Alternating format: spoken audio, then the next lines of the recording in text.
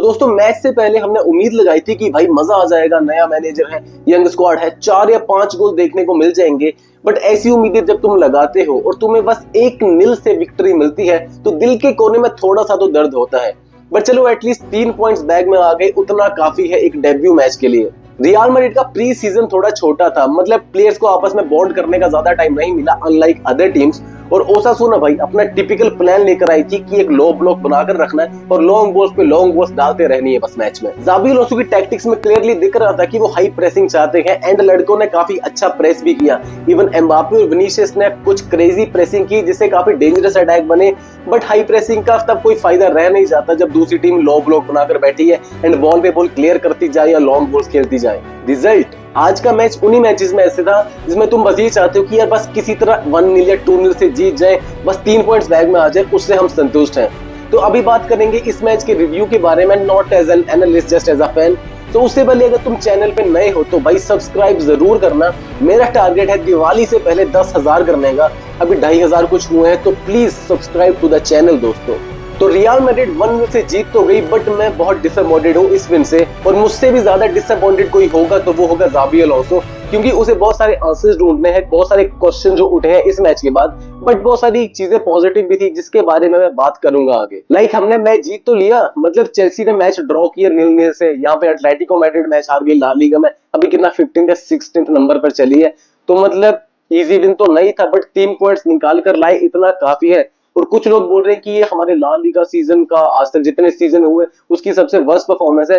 तो भाई थोड़ा चिल करो, इतना भी कुछ बेकार नहीं था, 3 पॉइंट्स निकाल कर लाए अपने डेब्यू मैच में। इट्स अ बिग पुश नए लड़कों के लिए, मतलब नई स्क्वाड है, आपस में जेलअप करने के लिए टाइम लगेगा। इवन हैंसी फ्लिक जब बार्सिलोना आया था तो उसे भी थोड़ा टाइम लगे था इनिशियल फेज में।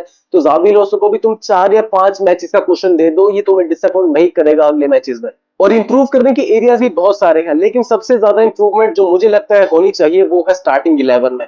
मतलब जूड बेलिंगम इस स्क्वाड में नहीं है और तुम्हें अक्टूबर तक एक स्ट्रॉन्ग स्क्वाड को लेकर चलना पड़ेगा भाई। मतलब विनी, एम्बापे और ब्राहिम डियाज ने स्टार्ट किया और मुझे नहीं पता चल रहा है कि ब्राहिम डियाज ने रोड्रिगो से आगे स्टार्ट किया भाई। मतलब एक फ्रेंडली मैच में तुमने जज कर ली कि ब्राहिम ने चलो असिस्ट दे दिए तो वो डिजर्व करता है प्लेइंग 11 में। बट 10 ब्राहिम डियाज लगेंगे एक रोड्रिगो के लेवल में पहुंचने के लिए। ब्राहिम डियाज बार बार की तो पहले ही अटैक बन नहीं रहे थे राइट विंग से, तो जो भी अटैक बन रहे थे उसमें साइड वेज रन निकाल रहा था या बैक पासिस कर रहा था। ऐसे मैच नहीं जीते जाते भाई, कुछ क्रिएटिव करना पड़ता है। सो मेरे हिसाब से अगले कुछ मैचेस में ब्राहिम डियाज की जगह रोड्रिगो को चांस दे दो यार थोड़ा। Mbappe and Dean Huijsen as usual outstanding थे। एंड एक और चीज जो मैं हर वीडियो में बोलता हूँ कि Mbappe is the best player in the world. और इस मैच में हमें बहुत सारे ग्लिम्पसेस दिखे, कुछ ड्रिबल्स के, कुछ स्किल्स के जो एम्बापे ने किए। एक गोल स्कोर कर दिया बट भाई अगर कुछ फ्रूटफुल नहीं करेगी, कन्विंसिंगली नहीं जीतेगी रियल मैड्रिड, तो एम्बापे पिछले सीजन की तरह इसमें इस सीजन में भी गोल ही करता रह जाएगा और कोई ट्रॉफी निकल कर आएगी नहीं रियल मैड्रिड के लिए। और डीन हाउसन भाई लड़का सिर्फ 20 साल का है, स्पेनिश वंडर किड, बर्नमाउथ से आए हुए भी सिर्फ 1 या 2 महीने हुए। स्टिल तुम कंसीडर कर लो कि ला लीगा का one of the best centre back होगा इस सीजन। मतलब कल को फ्यूचर में चल के तुम्हें वर्ल्ड बेस्ट सेंटर बैक भी दिखे तो सरप्राइज मत होना। टोनी क्रूज के जाने के बाद कोई बंदे की कमी थी जो गेम प्ले को डिक्टेट कर सके, डीन हाउसन ने वो पूरी तरह से संभाली है। लड़का स्मार्ट है, अच्छे ड्रिबल्स भी करता है, डिसाइसिव है एंड भाई डिफेंसिवली भी बहुत सॉलिड है। गेम की स्टार्टिंग फ्लूइड थी, बालवर्डे और आर्डा गुलर रन्स बना रहे थे बॉक्स के अंदर, लेकिन एक चीज मिसिंग थी और वो था जूड बेलिंगम। मतलब जूड बेलिंगम जैसे लेट बॉक्स रन कोई बना नहीं सकता इस फुटबॉलिंग सीन में, और वो चीज बहुत ज्यादा मिस की रियल मैड्रिड में। मतलब इस वजह से विनी और एम्बापे को स्पेस मिलना काफी मुश्किल हो गया था बॉक्स के अंदर। और एक क्रेजी स्टार्ट बताऊं, हमारे जो डिफेंडर्स थे उन्होंने ज्यादा शॉट्स लिए compare to Brahim and Vinicius combined. और भाई विनीसियस के बारे में तो मैं क्या ही बोलूं, मतलब हर मैच के बाद उसकी परफॉर्मेंस डिप होते हुए नजर आ रही है। इस मैच में भी कुछ अनसक्सेसफुल ड्रिबल्स थे, फालतू के पासेस जो कि इतनी जगह बॉल लूज कर रहा था। उसके बाद एक शॉट लिया टारगेट पे, वो भी मतलब कुछ ऐसा डेंजरस शॉट नहीं था, इजीली पकड़ लिया गोलकीपर ने। मुझे पूरी जिंदगी होगी भाई विनी को डिफेंड करते हुए, बट मैं अभी खुद कहता हूँ ये बंदा बेंच पे बैठे डिजर्व करता है एटलीस्ट कुछ महीने के लिए। मतलब अल्वारो करेरा ज्यादा डेंजरस लग रहा था लेफ्ट विंग पे एज कम्पेयर टू विनी। हम बार बार विनी का बैलन डोर सीजन याद करते रहे, तो भाई अब ऑलमोस्ट 2 साल हो गए यार, अब कितना कंपेयर करोगे। इस सीजन में कुछ उखाड़े, पिछला सीजन वैसे ही बेकार गया, ऑलरेडी कितने कॉन्ट्रैक्ट को लेकर इश्यूज चले। तो मेरे हिसाब से रोड्रिगो को तुम लेफ्ट विंग पे स्टार्ट करवाओ, वो ज्यादा बेटर ड्रिबलर लगता है आजकल एज कम्पेयर टू विनी। और जो फ्लेयर है, जो राइट फुट से एक फिनेश शॉट कर्ल करके मारता है, वो भी रोड्रिगो मतलब ज्यादा बेटर कर सकता है एज कम्पेयर टू विनी। और भाई ब्राहिम डियास ये डिजर्व नहीं करता भाई राइट विंग पे होना। अगर तुमने विनी खिलाना ही है तो खिला लो, बट राइट विंग पे तुम ब्राहिम डियास को निकाल कर रोड्रिगो डालो यार। और रोड्रिगो नहीं डालना है तो फ्रांको मास्टन दोनों डालो, क्योंकि अगर ब्राहिम डियास जैसा बंदा तुम खिलाओगे जो कि मतलब ऐसा कुछ डेंजरस अटैक नहीं बना रहा, बार बार बैक पासेस कर रहा है, तो ऐसे मैचेस नहीं जीते जाते यार। राइट विंग से जो भी अटैक्स बने थे उसमें बिल्डअप था आर्दा गुलो और ट्रेंट अलेक्जेंडर आर्नल्ड का, क्योंकि ब्राहिम के पास जब बॉल आ रही तो बार बार बैक पास करेगा या फालतू के रन निकालेगा जिससे कोई पास भी नहीं खिला रहा था। तो ब्राहिम डियास मेरे हिसाब से अगला मैच स्टार्ट करना डिजर्व नहीं करता भाई। सो एक बात क्लियर है कि एम्बापे और डीन हाउसन बेस्ट प्लेयर थे मैच में। एक गोल कर ली क्लीन एम्बापे ने और पेनल्टी भी खुद ही विन करी थी। और बारसा फैंस कुछ कंप्लेन मत करना, क्लियर पेनल्टी थी, बॉल को टच भी नहीं किया था डिफेंडर ने। एम्बापे ने पूरे मैच में 8 ड्रिबल किए, 11 डुअल्स विन किए, पूरे 20 मोड में था भाई लड़का।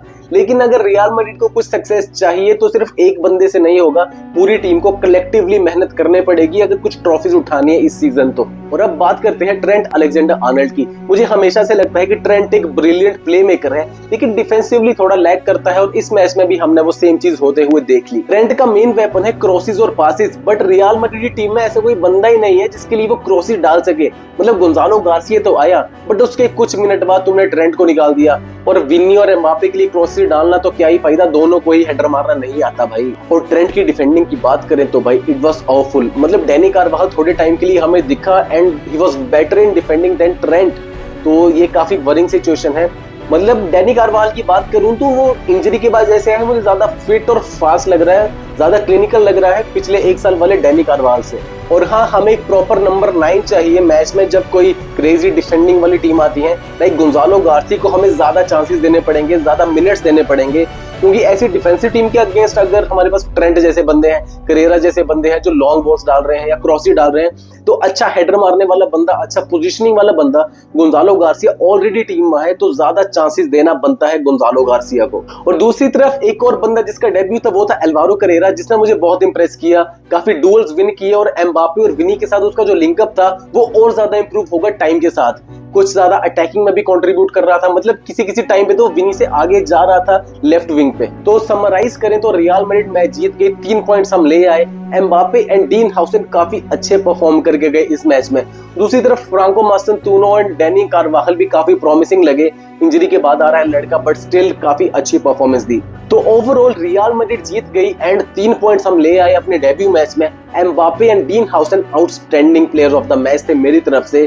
दूसरी तरफ फ्रांको मास्टेरानो एंड डैनी कार्वाहल भी काफी प्रॉमिसिंग लगे, एक का डेब्यू था तो दूसरा की एक लंबी इंजरी के बाद खेलने आया। बट भाई विनी और ब्राहिम को अपनी परफॉर्मेंस सुधारनी होगी अगर कुछ क्रेजी करके जाना है इस सीजन में तो चलो दोस्तों, अब तुम बताओ अपनी ओपिनियन, क्या विनी को हटा के हमें रोड्रिगो खिलाना चाहिए एंड क्या ब्राहिम की जगह फ्रांको मास्टेरानो स्टार्ट करना डिजर्व करता है नहीं? लाइक करो, कमेंट करो, इस वीडियो को शेयर करो अपने फुटबॉल फ्रेंड्स के साथ और साथ में सब्सक्राइब जरूर करना भाई। वो लाल वाले बटन को दबा दो किसी तरह से, 10,000 चाहिए दिवाली से पहले। सो गुड बाय, हाला मैड्रिड।